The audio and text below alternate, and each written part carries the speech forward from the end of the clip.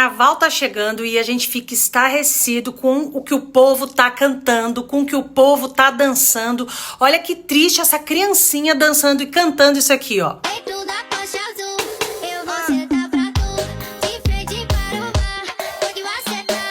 Olha o que essa criança tá cantando. Dentro da Porsche azul eu vou sentar pra tu.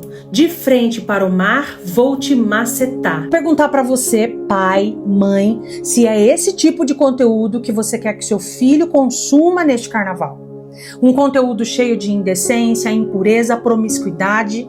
O coração do seu filho vai ficar cheio dessas coisas e aí ele vai crescendo, abastecendo o coração, a cabecinha dele desse tipo de conteúdo. A autoridade está exatamente na mão dos pais. Fazer as escolhas neste momento pelos filhos que não têm esse discernimento ainda de optar, eles não têm a visão da verdade. Então nós vamos doutrinando, nós vamos ensinando para que mais tarde ele sim faça melhores escolhas. Mas agora é momento de nós semearmos o coração dele das boas coisas, das virtudes, das bênçãos. A palavra de Deus vai nos dizer: não ameis as coisas deste mundo, pois quem ama as coisas do mundo, o amor do Pai não está nele.